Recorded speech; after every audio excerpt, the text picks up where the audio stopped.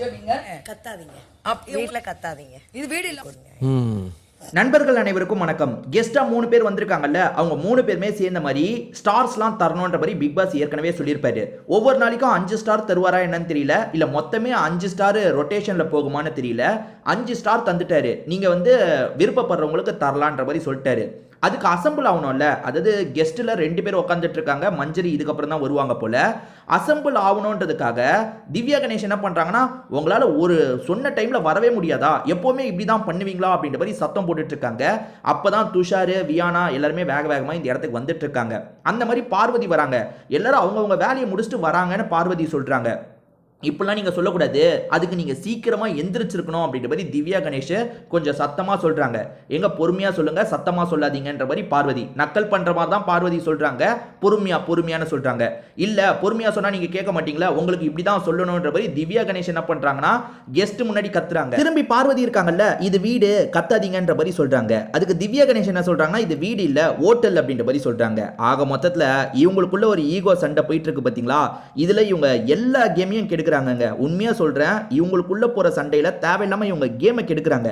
நீங்க கேம் பாஸ்ல இருக்கும்போது உங்களுக்குள்ள இருக்க சண்டையை வச்சுக்கோங்க, இந்த இடத்துல அந்த சண்டையை வைக்காதீங்க. அதுலயும் திவ்யா கணேஷ் அங்க கெஸ்ட் இருக்காங்கன்னு தெரிஞ்சோம் கத்தி பேசிடுறாங்க. கெஸ்ட்டுங்க எதுவுமே பேசலங்க, அமைதியா உட்காந்துட்டு இருக்காங்க. நீங்க என்ன ஆடணுமோ ஆடுங்க, உங்க 2 பேருக்கு ஸ்டார் 1 கூட தரப்போறது இல்லைன்னு மைண்ட்ல யோசிச்சு தான் உட்காந்துட்டு இருக்காங்க. ஏன்னா இவங்க 2 பேர் தாங்க கெஸ்ட்டை பேருக்கு கூட, அதாவது திவ்யா கணேஷ் வந்து நான் மதிக்கிறேன்னு சொல்றாங்க, ஆனா கெஸ்ட் எல்லாம் ரொம்ப மரியாதை இல்லாம தான் பேசுறாங்க. உங்களால நான் பேச்சு வாங்க முடியாதுன்ற மாதிரி சொல்றாங்க. அதாவது கெஸ்ட் கிட்ட நீங்க பண்ற தப்புனால நான் பேச்சு வாங்க முடியாதுன்னு சொல்றாங்க. கெஸ்ட்டுக்கு எந்த இடத்துலயும் திவ்யா கணேஷ் மரியாதை தரது இல்ல. இது எல்லாத்தையும் கெஸ்ட்டுங்க அமைதியா பார்த்துட்டு இருக்காங்க. இவங்க 2 பேர் மாத்தி வாக்குவாதம் சண்டைலாம் போட்டுக்கிறாங்கல்ல, எந்த இடத்துலயுமே தலையிடல. நீங்க என்ன பண்ணுமோ பண்ணுங்க, நாங்க கவனிச்சிட்டு இருக்கோம், யாருக்கு ஸ்டார் தரணுமோ நாங்க தந்துக்கிறோம்ன்ற மாதிரி பார்த்துட்டு இருக்காங்க. ஆக்சுவலா பிரவீன் ராஜ் ஒழுங்கா வேலை பார்க்கறாருன்றதுக்காக ஒரு ஸ்டார் தந்தாங்க. அதே மாதிரி வியானாக்கு ஒரு ஸ்டார் தந்தாங்க. ஏன்னா வியானா வந்து ஏதோ கேசரி ரெடி பண்ணியிருப்பாங்க போல, அதுல பீட்ரூட்டை வச்சு கலரெல்லாம் மாத்தி தந்திருக்காங்க, அது நல்லா இருந்தது அப்படின்ற மாதிரி வியானாக்கு ஒரு ஸ்டாரை தந்ததை நான் பார்த்தேன், லைவ்ல போயிட்டு இருக்குது. ஸோ 2 பேர் ஸ்டார் வாங்கியிருக்காங்க, பிரவீன் ராஜ் வியானா ஸ்டார் வாங்கியிருக்காங்க.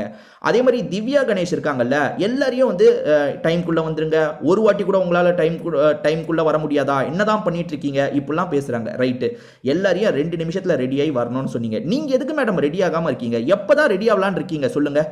நீங்கள் எப்போ ரெடி ஆவீங்க?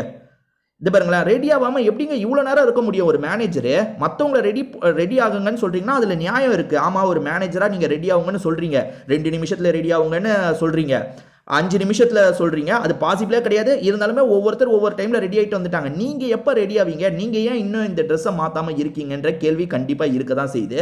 ஸோ இதில் திவ்யா கணேஷ் பண்ணுறது சரியா இல்லையான்றதை நீங்களும் சொல்லுங்கள். ஏன்னா எனக்கு ஒரு கிளாரிட்டி கிடைக்கல. லைவை ஆர்டராக பார்க்குறவங்க சொல்லுங்கள், திவ்யா கணேஷ் மேலே தப்பு இருக்கா இல்லையான்றதை நீங்கள் சொல்லுங்கள். அதே மாதிரி வந்து பார்வதிக்கும் இவங்களுக்கும் ஒரு சண்டை ஏற்பட்டதில் ஒரு ஸ்டேஜில் பார்வதி உட்காந்துடுறாங்க. அப்படி உட்காந்த பார்வதி இருக்காங்கல்ல, லைட்டாக பக்கத்தில் இருக்க திவாகர் கிட்ட ஒரு விஷயத்த சொல்கிறாங்க. அது என்னன்னா, இவங்களுக்குனா ஒரு நியாயம், மற்றவங்களுக்குனா ஒரு நியாயம்ன்ற மாதிரி சொல்கிறாங்க. அவரும் ஆமான்ற மாதிரி ஆமோதிக்கிற மாதிரி லைட்டாக ஒரு சவுண்டை கொடுக்குறாரு. இது வரைக்கும் தான் நான் பார்த்தேன். ஸோ இதை பற்றி நீங்கள் என்ன நினைக்கிறீங்க? இதில் திவ்யா கணேஷ் ஒழுங்காக தான் செயல்பட்டு இருக்காங்களா, இப்படி தான் இருக்கணுமா அப்படின்றத சொல்லுங்கள். இவங்க வந்து பார்வதியை இப்படி ஹேண்டில் பண்ணலாம், எல்லாரையும் இப்படி ஹேண்டில் பண்ணுறது தப்பு தான். உங்களோட கருத்தையும் நீங்கள் சொல்லுங்கள்.